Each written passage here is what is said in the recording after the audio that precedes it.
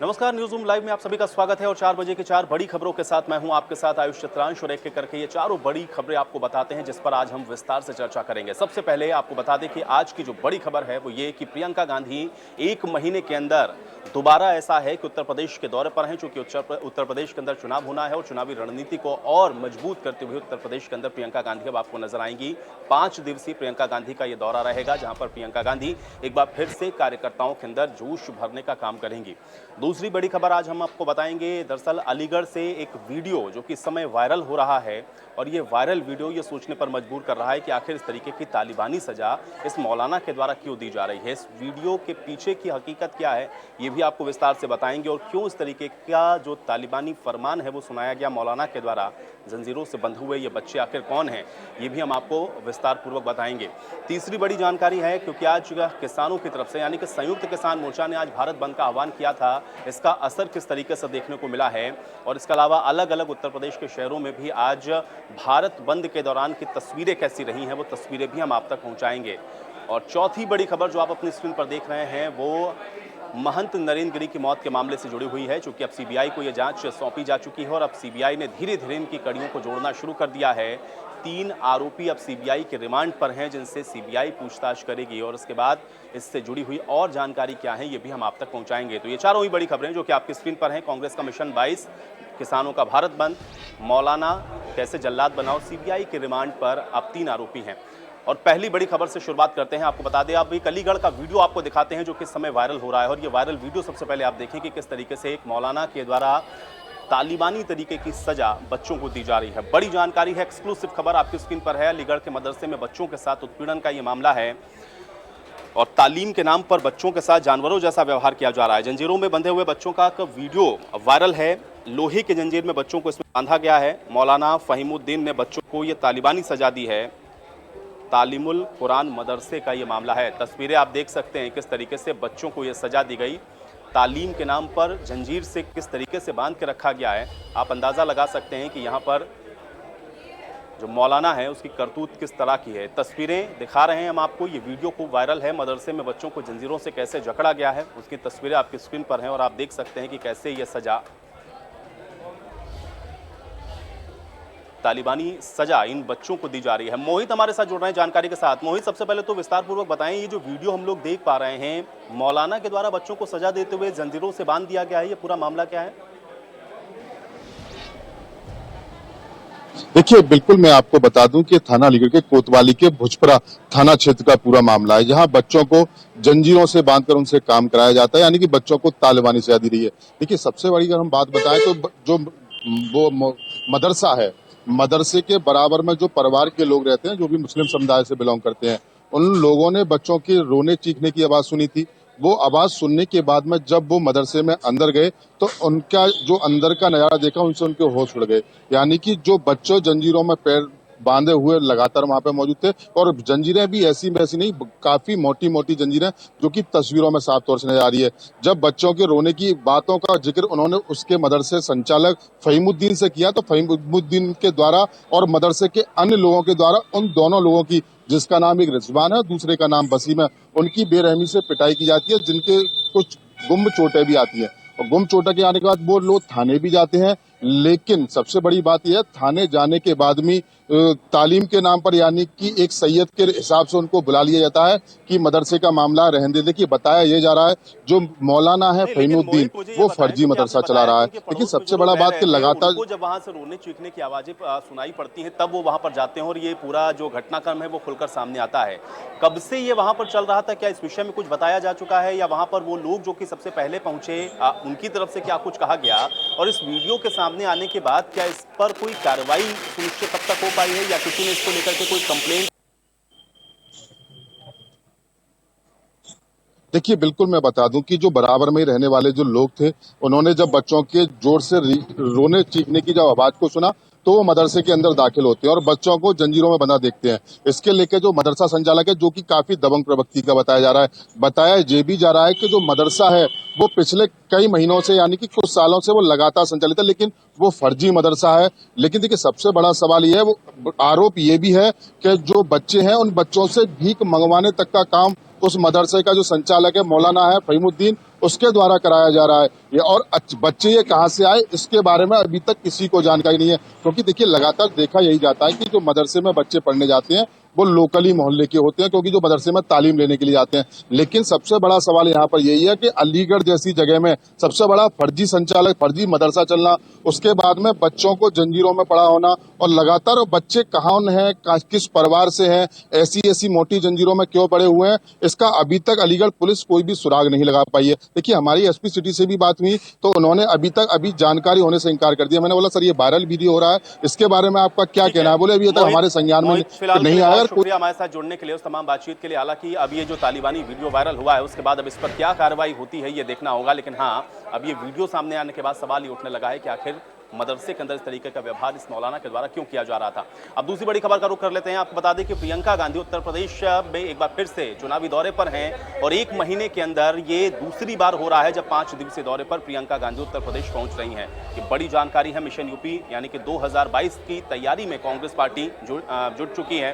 प्रियंका गांधी का इस महीने के अंदर यह दूसरा दौरा है जब उत्तर प्रदेश के दौरे पर प्रियंका गांधी पहुंची हैं और एक बार फिर से कार्यकर्ताओं के साथ संवाद होगा, कार्यकर्ताओं के साथ बैठक होगी और आगे की रणनीति प्रियंका गांधी के द्वारा यहां पर तय की जाएगी। 5 दिवसीय दौरा प्रियंका गांधी का उत्तर प्रदेश का है, जहां पर कई अहम विषयों को लेकर के प्रियंका गांधी कार्यकर्ताओं के साथ बैठक करने वाली हैं। बड़ी और अहम जानकारी है। नेताओं और कार्यकर्ताओं के साथ प्रियंका गांधी की मुलाकात होनी है। इसके अलावा प्रतिज्ञा यात्रा, जनसभाओं पर भी बात प्रियंका करेंगी। अमेठी और रायबरेली भी प्रियंका गांधी जा सकती हैं।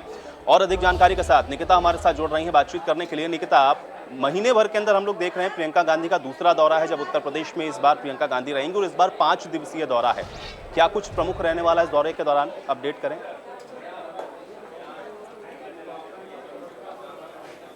बिल्कुल आयुष, आपको बताना चाहूंगी कि अब कांग्रेस कहीं ना कहीं जो चुनावी शंखनाद है उसके लिए तैयार है और लगातार अब प्रियंका गांधी भी कैंपेन्स कर रही है ताकि जो जितनी भी महत्वपूर्ण चीजें हैं आगामी विधानसभा चुनाव को लेकर के 2022 में होने वाले, वो सारी पूरी हो सके। अब क्योंकि जो प्रियंका गांधी है वो लखनऊ में है और ये 5 दिवसीय दौरा है। बिल्कुल आपकी बात से सहमत हूँ कि एक महीने में ये दूसरी बार उनका दौरा है और यहाँ पर आज और कल प्रियंका गांधी सूबे की राजधानी लखनऊ में रहेंगी और उसके बाद सूत्रों के हवाले से ये खबर भी है कि वो रायबरेली और अमेठी का दौरा भी करेंगी।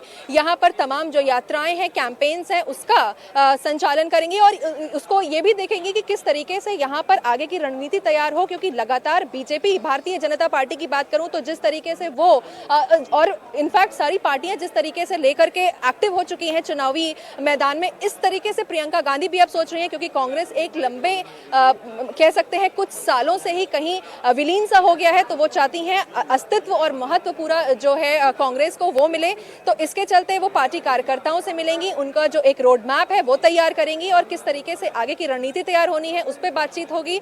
जो ड्यूटीज अलॉट करनी है उस पर बात होगी। अगर मैं यात्राओं की बात करूं तो जनसभा यात्रा भी होनी है, प्रतिज्ञा यात्रा जो कि होनी थी और अभी पितृपक्ष के चलते उस यात्रा को रोक दिया गया था और नवरात्र में ऐसा माना जा रहा है कि जो ये यात्रा है ये फिर से स्टार्ट होगी। तो बिल्कुल जो तमाम चीजें, और एक और अहम बात बताना चाहूंगी आपको कि कुछ कार्यकर्ता जो थोड़ी बहुत उनमें अनबन चल रही थी, नाराजगी चल रही थी, प्रियंका गांधी उनसे भी जो अपनी चीजें हैं उनको सुलझाने की कोशिश कहीं ना कहीं जरूर करेंगी। तो बिल्कुल आने वाले समय में जो कैंपेन करके ये जरूर तय हो जाएगा कि किस तरीके की रणनीति तैयार हो रही है, क्योंकि कांग्रेस भी चाहती है सत्ता में वापसी करना और ये जो एक अस्तित्व है, महत्व है, वो आगामी चुनाव 2022 में जरूर दिखने को मिलेगा। आयुष,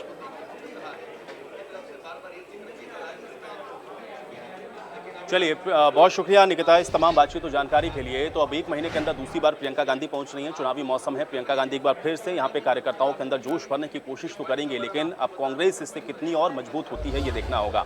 अगली बड़ी खबर का भी रुख कर लेते हैं। आपको बता दें कि आज संयुक्त किसान मोर्चा की तरफ से भारत बंद का आह्वान किया गया है और उसी से जुड़ी हुई कुछ तस्वीरें आपको दिखाते हैं। आपकी स्क्रीन पर देखिए 6 तस्वीरें हैं किसानों के प्रदर्शन। लंगर में राकेश टिकैत आप देख सकते हैं खुद खाना बनाते हुए आज दिखे हैं। एहतियातन भारी पुलिस फोर्स को भी तैनात किया गया था। बैंक बाजार आज बंद नजर आए हैं, हाईवे पर लंबा जाम लगा हुआ दिखा और टोल गेट पर सन्नाटा साफ तौर पर नजर आया है। तो संयुक्त किसान मोर्चा की तरफ से आज भारत बंद का आह्वान किया गया था और उसी से जुड़ी हुई ये तस्वीरें आपकी स्क्रीन पर हैं और सभी जगहों पर जो मिला जुला असर है आज इस भारत बंद का देखने को मिला है। साथ ही में इसी के साथ जुड़ी हुई अहम जानकारी यह भी है कि कृषि कानून के खिलाफ किसानों का विरोध प्रदर्शन और आज भारत बंद के दौरान एटा के अंदर भी झड़प की जानकारी सामने आई है, जहां पर किसान और दुकानदारों के बीच में झड़प हुई है। कृषि कानून के खिलाफ किसानों ने भारत बंद का आह्वान किया, उससे जुड़ी कुछ तस्वीरें हमने आपको दिखाई। देश के हर हिस्से में किसानों का प्रदर्शन हो रहा है और उसी से जुड़ी हुई एक अहम जानकारी आपकी स्क्रीन पर है।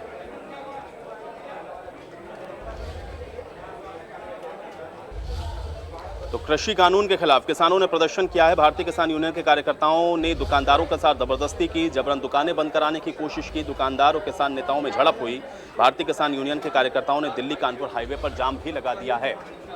तो एटा की ये तस्वीरें आपकी स्क्रीन पर हैं। कृषि कानून के खिलाफ किसानों ने आज जमकर प्रदर्शन किया। भारतीय किसान यूनियन के कार्यकर्ताओं ने दुकानदारों के साथ जबरदस्ती की है और उस वक्त ये झड़प की जब स्थिति बनी, उस वक्त की तस्वीरें आपकी स्क्रीन पर इस समय है। जबरन दुकानों को बंद करवाने की कोशिश की गई है और इस वजह से दुकानदार और किसान नेताओं के बीच में झड़प की जानकारी आज सामने आई।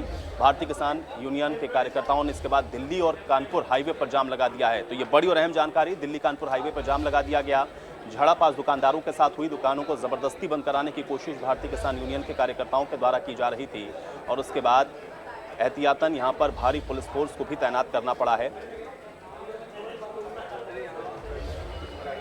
और सनुज हमारे साथ जुड़ रहे हैं जानकारी के साथ। सनुज, सबसे पहले तो ये बताएं कि आज जो भारत बंद का आह्वान किया गया उसका असर किस तरीके से देखने को मिल रहा है, क्योंकि तमाम तस्वीरें हम लोग देख पा रहे हैं। कहीं पर ट्रैफिक को डाइवर्ट करना पड़ा है, कहीं पर भारी भीड़ नजर आई है, कहीं जाम में जूझते हुए लोग दिखे हैं, तो कहीं दुकानदारों के साथ झड़प की भी तस्वीरें देखी हैं। मेरठ का अगर मैं जिक्र करूँ और समझना चाहूँ तो वहाँ पर भारत बंद का जो असर है वो कैसा देखने को मिला, अपडेट करें।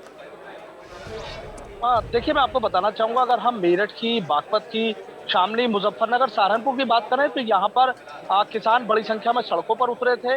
पूरे जो हाईवेज हैं वो जाम कर दिए थे, किसी को आने जाने नहीं दिया था। और यहाँ पर किसी तरह की कोई घटना सामने नहीं आई है कि यहाँ कोई टकराव की स्थिति आई हो। थोड़ी बहुत नोकझोंक जरूर हुई है मेरठ में, सिवाय टोल प्लाजा पर भी किसानों और जो आम लोग थे उनके बीच थोड़ी बहुत नोकझोंक जरूर हुई है, लेकिन कोई ऐसी बड़ी घटना नहीं। जूम से ले लिए ये चीज भी सामने देखने को आ रही है कि जिस तरीके से एक बड़े आंदोलन की बात कही गई थी, एक दो जिलों में जरूर अच्छी भीड़ देखने को मिली है, लेकिन चूंकि जगह जगह, मान लो मेरठ की ही हम बात करें तो मेरठ में 14 जगह किसानों ने चक्का जाम किया था। इसकी वजह से किसान अलग अलग जगह बटे हुए नजर आए। आंदोलन को किसान पूरी तरीके से सफल बना रहे हैं, लेकिन ऐसा नहीं था कि कोई जोर जबरदस्ती की गई हो। दूसरा ये है कि एम्बुलेंस हो, सेना के वाहन थे, स्कूल कॉलेज की जो स्कूल बसें थी, उनको इस जाम में पूरी तरीके से सनुज, लेकिन थोड़ा सा ये समझाएं, जो कि किसान आंदोलन का जब भी हम लोग जिक्र कर रहे हैं तो वेस्टर्न यूपी का जब जिक्र आता है तो लगता है कि इम्पैक्ट वहां पर बहुत ज्यादा है। और आज अगर भारत बंद का आह्वान संयुक्त किसान मोर्चा की तरफ से हो रहा है तो वहां पर इसका इम्पैक्ट कैसा नजर आया है? क्या समर्थन में वहां पर आज सभी प्रतिष्ठान बंद नजर आए? क्या उसी तरीके से वहां का जो समर्थन है स्थानीय लोगों का भी आपको देखने को मिला, या तस्वीर ओवरऑल कैसी थी? थोड़ा इसको अपडेट करें वेस्टर्न यूपी के लिहाज से। देखिए, वेस्टर्न यूपी के लिहाज से अगर हम बात करें तो देखिए हाईवे जरूर बंद थे कि वहां पर किसानों का पूरी तरीके से कब्जा था, लेकिन बाजार पूरी तरीके से खुले हुए थे। जिस तरीके से दावा किया जा रहा था कि भारत बंद ऐतिहासिक होगा, पूरे बाजार बंद रहेंगे, तो यहाँ जो तमाम मुख्य बाजार थे, चाहे कोई भी बाजार थे, वो किसी भी तरीके से बंद नहीं थे। सारी दुकानें खुले रही थी। इतना जरूर है कि हाईवेज पर किसानों का कब्जा था और उन्होंने वाहनों को आगे जाने नहीं दिया गया। तो ये कह सकते हैं कि हाईवेज को कब्जाने में, हाईवेज पर रफ्तार वाहनों की रोकने में जरूर संयुक्त किसान मोर्चा कामयाब रही, लेकिन अंदरूनी तौर पर यदि शहर के इलाकों की बात करें, बाजारों की बात करें, तो बाजार पूरी तरीके से खुले हुए थे, कहीं कोई बाजार बंद नहीं था और व्यापारी इस बंद में शामिल नजर नहीं आए थे।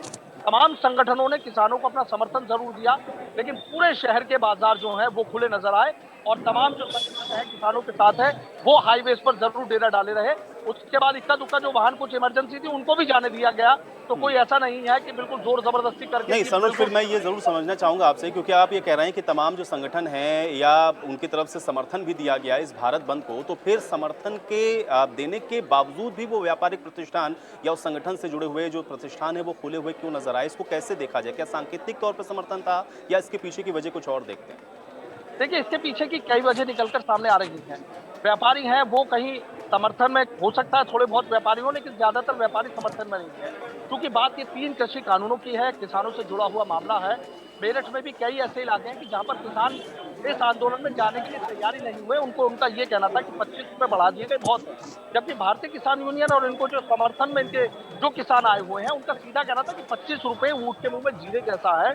तो जो व्यापारी हैं वो अपने प्रतिष्ठानों पर रहे, जो किसान इसे सपोर्ट कर रहे हैं वो इन जो किसान मोर्चा थे इनके साथ। चलिए सनोज, फिलहाल के लिए बहुत शुक्रिया फिलहाल इस बातचीत और जानकारी के लिए। तो हालांकि भारत बंद का आह्वान किया गया है, मिली जुली तस्वीरें आज आपने देखी हैं। वेस्टर्न यूपी जहां पर यह कहा जा रहा था कि सबसे ज्यादा इंपैक्ट है, सनोज बता रहे हैं मिला जुला असर वहां पर देखने को मिला है। अब अगली बड़ी खबर का रुख कर लेते हैं। आपको बता दें महंत नरेंद्र गिरी की मौत के मामले से जुड़ी हुई ये बड़ी जानकारी है। आज 3 आरोपियों को 7 दिन की सीबीआई रिमांड पर लिया गया है और सीबीआई को सीजेएम कोर्ट से 7 दिन की रिमांड मिली है। आनंद गिरी, आद्या तिवारी से पूछताछ अब सीबीआई करने वाली है, तो ये बड़ी जानकारी है। इसके अलावा संदीप तिवारी से रिमांड पर लेकर के सीबीआई पूछताछ करेगी। तो ये बड़ी जानकारी और बड़ी खबर आप तक पहुंचा रहे हैं। महंत नरेंद्र गिरी के संदिग्ध मौत के मामले से जुड़ी हुई यह अहम जानकारी है। अपडेट इसमें यह है कि 3 आरोपियों को 7 दिन की सीबीआई रिमांड पर लिया गया है और सीबीआई को सीजेएम कोर्ट से 7 दिन की रिमांड मिली है। अभिषेक जुड़ रहे हैं हमारे साथ जानकारी के साथ। अभिषेक, अपडेट करें, 7 दिन की रिमांड 3 आरोपियों को लेकर के सीबीआई को आज मिली है, फिलहाल क्या जानकारी? जी, मैं बता दूं कि आपको जिस तरह से आज कोर्ट ने दोपहर में वीडियो कॉन्फ्रेंसिंग के माध्यम से जहां पर जो आनंद गिरी के उनके जो वकील और साथ ही सीबीआई कोर्ट जो अपना उन्होंने 7-10 दिनों के लिए रिमांड मांगा था, उसको लेकर के उसमें अपनी बहस हुई, अपने पक्ष रख के वहीं वीडियो कॉन्फ्रेंसिंग के मजे से जो है जरिए से जो है सीजेएम कोर्ट ने भी जो है तीनों आरोपियों की जो है जेल के अंदर से ही वीडियो कॉन्फ्रेंसिंग में उनका भी पक्ष जाना। और ऐसे में कुल मिला के जो निष्कर्ष निकला और जिसके बाद जो सीजेएम कोर्ट ने जो फैसला लिया कि इनको 10 दिन के बजाय 7 दिन की जो कस्टडी है वो सीबीआई को रिमांड दी गई है और 10 दिनों के बजाय 7 दिनों के भीतर अब जो है सीजेएम कोर्ट के द्वारा जो दिया गया है कि 28 सितंबर से लेकर 4 अक्टूबर तक जो है सीजेएम कोर्ट 4 तारीख शाम तक जो है मोहलत दी गई है। तो ऐसे में 7 दिनों के भीतर जो है अब सीबीआई जो है परत दर परत अपनी कार्रवाई करेगी और अपने जांच के हर बिंदुओं को कड़ियों को जोड़ते हुए जो है अब पूछताछ करेगी। साथ ही अब ये रिमांड में लेने के बाद जो है तीनों को उस हनी ट्रैप का जिसका एक जिक्र हो रहा था कि एक कोई वीडियो है जिसके बारे में अब जो है उस पर इंगित करके जो है अब सीबीआई जो है पूछताछ करेगी आनंद गिरी से और आद्या तिवारी और उनके बेटे संदीप तिवारी से। और तीनों को सूरत हाल जो है यह कोशिश होगी कि सीडी, अगर कोई ऐसी कथित सीडी है तो उसके बारे में जानकारी मिले और सीडी की बरामदगी की जाए ताकि इस केस से जो बाकी जुड़े सवाल हैं उनका सच सामने आ सके और सीबीआई अपने जांच को और आगे बढ़ाए। साथ ही आज बता दूं कि लगातार तीसरा दिन था जब सीबीआई की टीम जो है आज जो है यहाँ बागंबरी मठ परिसर में पहुंची और लगातार पिछले तकरीबन 8 घंटे से सीबीआई यहाँ पर अपनी पूछताछ और जांच जो है वो जारी है। कल भी सीबीआई की टीम ने 6 घंटे यहाँ पर रह करके पूछताछ और जहाँ पर सारी जांच पड़ताल की थी, चप्पे चप्पे और सारी परिसर का जो है वीडियोग्राफी किया था। साथ ही यहाँ पर सीन का रिक्रिएशन किया गया था, आज भी सीन का रिक्रिएशन किया जा रहा है और उस कमरे में जहाँ पर महंत नरेंद्र गिरी का शव मिला था उस कमरे में भी सीबीआई की जो फॉरेंसिक टीम है और मेडिकल टीम है वो लगातार वहां पर रह करके सबूतों को जोड़ने और इकट्ठा करने की कोशिश कर रही है। लेकिन आज जो बड़ी पहल रही कि जो 3 आरोपी जो सुसाइड नोट में जिनका जिक्र नरेंद्र गिरी महंत ने किया था उन तीनों को आरोपी मानते हुए उनको पहले से जब कोर्ट ने सीजेएम कोर्ट ने उन्हें 14 दिन की जो है न्यायिक हिरासत में भेज दिया था, आज जब सीबीआई यहाँ पहुंची है पिछले 3 दिनों से तो उसने